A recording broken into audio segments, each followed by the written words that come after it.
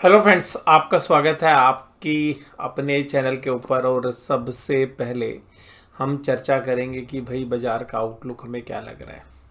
और जो next week है, यानी कि जो अगले सप्ताह के दौरान अब महाराष्ट्र के और झारखंड के जो इलेक्शंस हैं उनके आउटकम आ चुके हैं और किस तरीके का बाज़ार हमें लग रहा है।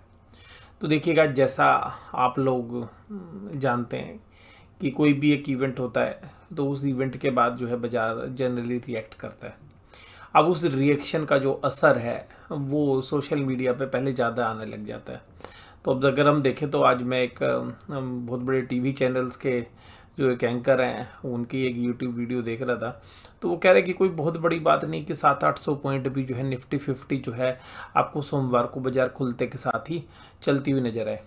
तो देखिएगा, मैं ये नहीं मान रहा कि भाई इतना बाज़ार खुलेगा, लेकिन देखिएगा बहुत सारे ऐसे लोग आपको सोशल मीडिया में मिलेंगे जो 5 मिनट में पलटी मार जाते हैं।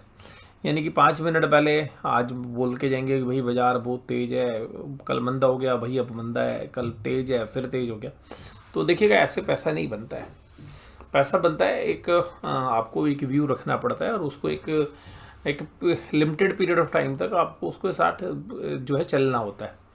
और अगर आप पल पल में अपना व्यू बदलेंगे तो बाज़ार पैसा नहीं देता है। हमारी जो लास्ट कम्युनिकेशन आपके साथ हुई थी उसके बाद जो है हमें आपके साथ वीडियो शेयर करने का मौका नहीं मिला। हालांकि यहाँ पर जो हमारा आउटकम था उस लास्ट वीडियो में, वहाँ पर भी मैंने आपके साथ यही चर्चा की थी कि बाज़ार कुछ ओवरडन हो गया है। और हालांकि बाज़ार उसके बाद नीचे गए और बाज़ार रिकवर करके आए। तो मेरा मानना ये था तब भी कि भाई बाज़ार जो है ना थोड़ा सा ओवरसोल्ड है, तो इस समय पर बेचना जो है खतरे से खाली नहीं है। एक टेक्निकल पुल बैक जो हम एंटिसिपेट करेंगे। अब जहाँ तक इलेक्शंस के रिजल्ट की अगर हम बात करें तो इलेक्शंस के रिजल्ट जो हैं बीजेपी के लिए महाराष्ट्र में काफ़ी बढ़िया रहे हैं। बीजेपी हो, चाहे शिवसेना हो, चाहे एनसीपी हो, तीनों जो गठबंधन के जो पार्टनर्स हैं जिनको महायुति बोलते हैं, वो सब बहुत ही बेहतरीन प्रदर्शन करते हुए नजर आए हैं। और जबकि जो यूपीए लेड जो बाकी ग्रुप है उसको तो बहुत बड़ी निराशा जो है हाथ लगी है। और सबसे खास बात ये है कि कांग्रेस का प्रदर्शन देखिए, चाहे एनसीपी शरद पवार का देखिए, या अगर आप शिवसेना जो उद्धव ठाकरे वाली है वहाँ पे भी देखें, तो वो तीनों जो है चौथे नंबर से शुरू होती हैं। तो अगर पहली तीन पार्टी अगर देखें तो एनडीए वाली हैं। तो इसका बहुत लोग मान के चल रहे हैं कि बहुत बड़ा आउटकम जो है देखने के लिए मिलेगा। मेरा मानना नहीं है कि हालांकि डेटा कुछ पॉजिटिव हुए हैं, ये पक्का है, उस पर अभी हम चर्चा करेंगे। झारखंड में देखिएगा उसी तरीके से फिर जेएमएम या कांग्रेस ने बाजी मार ली है, तो वहाँ पर बीजेपी को मुँह की खानी पड़ी है। ये बात भी आपको ध्यान रखनी। तो जो है स्टेटस को रहा है जैसी थी यथास्थिति जो है बनी हुई है दोनों स्टेट्स के अंदर। अब निफ्टी ने जो ये पुल बैक दिया है, ये क्यों दिया? तो ये इसलिए दिया कि देखिए कि जब बाजार ना इतने ओवरसोल्ड हो जाते हैं तो हमें ऐसा प्रतीत होता है कि भाई ये जो बाजार है ये अब नॉर्मली वन वे जो है टूटते हुए नजर आए हैं। तो ये शायद थोड़ा सा यहाँ से रिकवर करना चाहिए। तो अभी तक जो लोगों को लग रहा था कि जो टेक्निकल पुल बैक है, मुझे अभी भी लग रहा है कि जो एक ही कैंडल ने पिछली 5 कैंडल्स का काम तमाम कर दिया। लेकिन आप पूरे महीने तक मंदी बनाते रहो, 1.5 महीने तक मंदी बनाते हो, तो सब लोग मंदी में आ जाते हैं। और जब महीने की एक्सपायरी आती है तो एक रिवर्स ट्रेंड देखने के लिए मिलते हैं। तो मेरा मानना भी यही है कि निफ्टी शायद अब कुछ समय के लिए, अगर हम मंथली चार्ट पे, वीकली चार्ट पे अगर सॉरी देखें, तो वहाँ पर भी ऐसा हमें प्रतीत होता है कि शायद निफ्टी, मैं सोमवार की बात नहीं कर रहा हूँ, मैं इस अगले हफ्ते तक की बात कर रहा हूँ। मुझे लग रहा है कि जो बाजार का जो अगला पड़ाव है, अगर हम सोमवार के दिन देखें तो 24,100 24,150 के आसपास है। लेकिन मेरा मानना ये कि 24,400 तक निफ्टी जो है कंफर्टेबली इस वीक के अंदर जो है एक बार टेस्टिंग के लिए जा सकता है। 24,400 को भी अगर तोड़ता है तो हम 200 पॉइंट का और गैप लेते हैं 24,600 तक। तो ये एक हमारा एक्सट्रीम, अगर हम ऊपर की साइड देखें तो 24,600 तक बाजार की संभावना बनती है वीकली बेसिस पर। और अगर हम लोअर रेंज में जाएँ तो 24,400 तक। नीचे की तरफ अगर हम देखें तो जो रास्ते अभी हमारे खुले हुए थे, जो हमारे ये लोज बने हैं, ये रास्ते दोबारा भी खुल सकते हैं अगर बुधवार को या बृहस्पतिवार को दोबारा से सेलिंग शुरू होती है। बट एक चांसेस हमें लग रहे हैं कि बाजार अभी ऊपर की तरफ जो है मूव करे और यहाँ पे कंसोलिडेट करे। और एक और रीज़न भी मैं आपको बताता हूँ कि यहाँ पर अगर हम सबसे खास बात देखें कि जब बाजार इस तरीके से चलते हैं तो उन बाज़ारों के अंदर एक विशेष बात होती है कि जब बाज़ार जिन रेंज के अंदर ट्रेड करके आए हैं, अगर आप ये देखेंगे तो ये 10-12 कैंडल्स हैं, तो देखिएगा यहाँ तो बाज़ार ओवरसोल्ड था तो 5 कैंडल को एक ही बार में खा गया। तो मुझे लगता है कि ये जो रेंज है, इस रेंज में बाज़ार कंसोलिडेट करेगा और इस वीकली हमें ऐसा लग रहा है कि हो सकता है कि बाज़ार 23,800 को होल्ड करे, 23,800 नीचे की तरफ होल्ड करे नैरो रेंज में, और 24,400 ऊपर की तरफ। थोड़ा सा ब्रॉड रेंज में जाएं तो हमें लगता है कि नीचे की तरफ जो रास्ते हैं वो 23,300 के आसपास है और ऊपर की तरफ 24,600। अगर इसमें से किसी भी साइड में रेंज निकल जाती है, मान लीजिएगा 24,600 को तोड़ के बाजार ऊपर चला जाता है, तो बाजार का जो ट्रेंड है वो कंप्लीटली जो है बुलिश हो जाएगा और फिर हो सकता है कि बाजार जो है नए हाईज की तरफ भी बढ़ता हुआ नजर आए। लेकिन मुझे ऐसा लगता है कि जब तक बाजार 24,400 को नहीं तोड़ता है, 24,600 को तोड़कर 2-3 दिन ट्रेड नहीं करता ऊपर, तब तक हमें लग रहा है कि अभी भी जो बाजार है ये एक पुल बैक रैली की तरफ जा रहा है। बाजार जब इस तरीके से ओवरसोल्ड था तो एक रिलीफ टाइप की जो रैली है वो बाजार में बननी चाहिए और उसकी संभावना भी हमें लगती है। बट ये ध्यान रखिएगा कि इस तरीके की रैली में जब सेल ऑफ होता है तो दोबारा से फिर एक शार्प सेल ऑफ भी देखने के लिए मिल सकता है। ये जनरली जिस दिन मंथली एक्सपायरी की सेटलमेंट होगी उस दिन ऐसा देखने के लिए मिल सकता है कि ऊपरी लेवल पर बाजार दोबारा से स्लिप हो जाए। तो यहाँ पर अगर हम देखें तो रिलायंस ने एक पुल बैक किया, इन्फोसिस ने, आईसीआई ने, टीसीएस ने और आईटीसीएस शेयर्स तेजी पकड़ते हुए नजर आए। और इस हफ्ते के दौरान जो आप लोग जानते हैं कि जिस तरीके से अदानी ग्रुप के शेयर्स की जो पिटाई हुई और जो ब्राइब वाला जो एपिसोड है और उसमें यूएस वाली एक पार्टी बन गई है, तो उसके बाद थोड़ा सा चैलेंज था, बाजार ओवरसोल्ड थे और एक एडवांस जो की तरफ बाजार बढ़ा।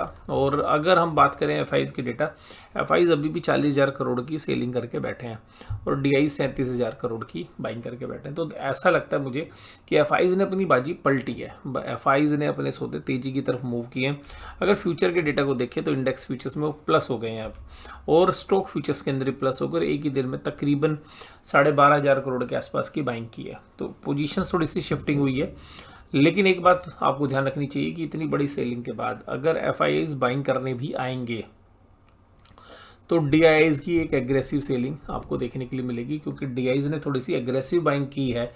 तो जब एफआईआईज अपनी एफएनओ पोजीशंस को ऊपर की तरफ लेके जाने की कोशिश करेंगे तो 1-2 दिन इसमें बीत जाएंगे, और अगर एफआईआईज को लगेगा कि नहीं वो अपनी पोजीशंस को ऊपर नहीं लेके जा पा रहे हैं और डीआईआईज एग्रेसिव हो रहे हैं, तो बाजार मंगलवार को फिर उल्टा मंगलवार दोपहर से या बुधवार के दिन से फिर बाजार उल्टे भी हो सकते हैं। अगर डीआईज की जो सेलिंग है मान लीजिएगा अगर होती है, अगर एफआईज बायर बन जाते हैं नेट बायर और डीआईज की सेलिंग होती है, क्योंकि अगर एफआईज की सेलिंग अभी भी जारी रहती है, मानते हैं पहला केस होता है कि एफआईज बाइंग करना शुरू कर देते हैं तो डीआईज एग्रेसिवली सेल करेंगे, ये पक्का है, क्योंकि डीआईज ने बाजार को बहुत मजबूती के साथ रोका है। अगर एफआईआईज बाइंग नहीं करते और सेलिंग करते हैं तो डीआईज बाजार को एक बार रोकने की तो चेष्टा करेंगे, लेकिन अगर एक्सपायरी वाले दिन तक बाजार नहीं रुका तो फिर बाजार के अंदर निचले जो लेवल्स हैं वो भी देखने के लिए मिल सकते हैं। तो बड़ा क्रूशियल वीक ये रहने वाला है। इसके बाद अगर हम बात करें कि जो डेटा है वो आपको ध्यान रखने पड़ेंगे, एफआईआईज के डेटा पर आपको ध्यान रखना पड़ेगा कि एफआईआईज डीआईज की डेटा क्या है। एफआईआईज अगर नेट बायर हो गए तो बाजार ऊपर की तरफ जाना शुरू करेगा। डीआईआईज ने जो माल खरीदा है उसमें से वो थोड़ा सा प्रॉफिट बुक करेंगे, तो हो सकता है 1 या 2 दिन आपको बाजार एक रेंज में नजर आए। और अगर एफआईआईज की बाइंग लगातार 2 दिन हो जाए, सोमवार मंगलवार, और तो फिर ये मान के चलिएगा कि जबरदस्त शॉर्ट कवरिंग जो है वो जिन लोगों ने मंदी बना रखी है उनको बुध और बृहस्पतिवार में फंसा सकते हैं। और अगर डीआईज ने मान लीजिएगा कि एफआईआईज ने बाइंग शुरू की नहीं कैश मार्केट में और लगातार सेल करते जाएं तो फिर थोड़ा सा संकट गहरा सकता है और एक्सपायरी एक मंदी की तरफ हो सकती है। उसका बाद निफ्टी बैंक 762 पॉइंट्स चलता हुआ नजर आया, 1.5%, हालांकि निफ्टी के सामने कम। अगर हम ये देखें पिछले कुछ समय से तो जो कैंडल्स के साइजेस हैं वो बड़े हो गए हैं। और अगर हम 2 महीने पहले देखें तो 2 महीने पहले कैंडल्स बड़ी छोटी छोटी होती थी। बाजार ऊपर तेज़ी से गया और तेज़ी से ऊपर आया, यानी कि ये ज़्यादातर सौदे मुझे ऐसा लग रहा है कि जो बड़े सटोरी हैं, एफएनओ के जो सौदे थे उनकी वजह से ऐसे मूव्स आए, और अभी भी जो मूव्स हैं वो उसी तरीके से चल रहे हैं। अब अगर हम यहाँ से निफ्टी बैंक में भी देखें तो देखिएगा एक ऐसा एरिया है जहाँ पर आपको बहुत सारी कैंडल्स दिख रहे हैं लाल या हरे निशान, यानी कि यहाँ पर दोनों पार्टीज बुल्स और बियर्स एक्टिव थे। तो जिन्होंने इस दौरान खरीदा है तो वो एक बार निकलने की चेष्टा करेंगे, और जिन्होंने बेचा है वो नीचे से खरीद के ला रहे हैं तो वो भी हो सकता है कि एक बार बेचने की कोशिश करें। तो मुझे ऐसा लगता है कि जो इस हफ्ते की जो रेंज है वो नैरो रेंज में हम चलें तो हमें ऐसा लगता है कि बाजार 50,800 से लेकर 52,000 के बीच में रहना चाहिए, और अगर ब्रॉडर रेंज में जाएं तो 52,500 ऊपर की रेंज होगी और नीचे की रेंज 50,500 के आसपास हो सकती है। और मेरा ऐसा मानना है कि जैसे मैंने पहले भी कहा था कि जो लेवल्स हैं 50,000 के आसपास 49,800, ये बाजार रिस्पेक्ट करता जा रहा है बार बार, ये भी एक मेजर सपोर्ट बन गई है। तो यहाँ पर हमें ऐसा लगता है कि ऊपरी लेवल्स पर एक सेलिंग अभी एंटिसिपेट होगी, और बाजार एक तरफा जिस तरीके से मीडिया में तेजी है कि एकदम 700 पॉइंट 800 पॉइंट निफ्टी चलेगा सोमवार के दिन, मुझे ऐसा प्रतीत नहीं होता, क्योंकि लोग ऐसा आकलन लगा रहे कि मध्य प्रदेश के जब इलेक्शन हुए थे तो उसके बाद ऐसा हुआ था, वहाँ पे रीज़न दूसरे थे, उसके बाद लोकसभा के इलेक्शन होने थे, लेकिन यहाँ पे लोकसभा के इलेक्शन नहीं होने हैं, तो इसलिए मुझे लगता है कि वो आउटकम भी नहीं होगा। हाँ, एक नॉर्मल तेजी हम एंटिसिपेट करेंगे सोमवार के दिन, लेकिन वो एक रेंज में ही, क्योंकि इतनी बड़ी कैंडल्स जो हैं यहाँ पे बनी हुई हैं 51,000 से 52,000, तो मुझे लगता है कि जो बुधवार की वीकली एक्सपायरी है वो भी शायद आपको 51,000-52,000 के बीच में कहीं पर देखने के लिए मिले। मोस्ट प्रोबेबली मुझे 51,500 के इर्द गिर्द होती हुई नजर आ रही है। और अगर हम देखें तो आज एसबीआई चलता हुआ नजर आया कल के ट्रेडिंग सेशन में, और एसबीआई चलने का मेन रीज़न ये था कि एसबीआई पिटा बहुत था अदानी जी की खबर की वजह से। उसके बाद जो बाजार वैसे भी ओवरसोल्ड था और एक रिकवरी आई। अगर हम निफ्टी बैंक की वीकली कैंडल्स को देखने की कोशिश करें तो वीकली कैंडल्स में भी पैटर्न जो है 52,000 के आसपास बन रहे हैं, तो 52,000 के आसपास तक की उम्मीद हम लगा सकते हैं, क्योंकि यहाँ पर अगर बेस लेता है तो निफ्टी बैंक जो है 52,000 52,200 तक अटैम्प्ट कर सकता है। उसके बाद अगर हम निफ्टी 50 में भी वीकली कैंडल्स को देखें तो निफ्टी में अभी हालांकि जिस तरीके से डैमेज हुआ है तो निफ्टी की जो सपोर्ट है वहाँ से एक सपोर्ट तो ली है, लेकिन पैटर्न अभी भी कोई ऐसा नहीं है कि बहुत मजबूत है। तो हम ये देखेंगे कि बाजार में जो है 1 या 2 दिन की जो तेज़ी रहेगी या थोड़ा सा एक मान रहे कि थोड़ा सा अपटिक रह सकता है, उसके बाद बुधवार से सस्टेन करता है या नहीं करता है ये बहुत ही सीरियस इशू रह सकता है। क्योंकि हम ये कहें कि जो ऊपर से जो डैमेज हुआ उसके बाद एकदम एफआईज ने अपनी पोजीशन बदल ली है, तो क्या अब एकदम एक तरफा तेजी होगी? मैं ऐसा नहीं मानता हूँ। मुझे लगता है कि अभी एक टेक्निकल बाउंस ही है ये, और जब तक हमें कंफर्म नहीं होता तब तक हम ये मान के चलते हैं कि उसी तरीके से देखना चाहिए। और उसी तरीके से अगर हम बात करें निफ्टी की पुट कॉल रेशियो को भी अगर हम देखें तो 1.15 है, तो हाई न्यूट्रल रेंज में आ गई है। तो अगर थोड़ा सा भी बाजार तेज होगा तो ये 1.3 1.4 हो जाएगी, जो कि एक ओवर बोट जोन हो जाता है, तो वहाँ से अक्सर प्रॉफिट बुकिंग के चांसेस रहते हैं। तो आज की इस वीडियो में बस केवल इतना। वीडियो देखने के लिए धन्यवाद। Thank you very much.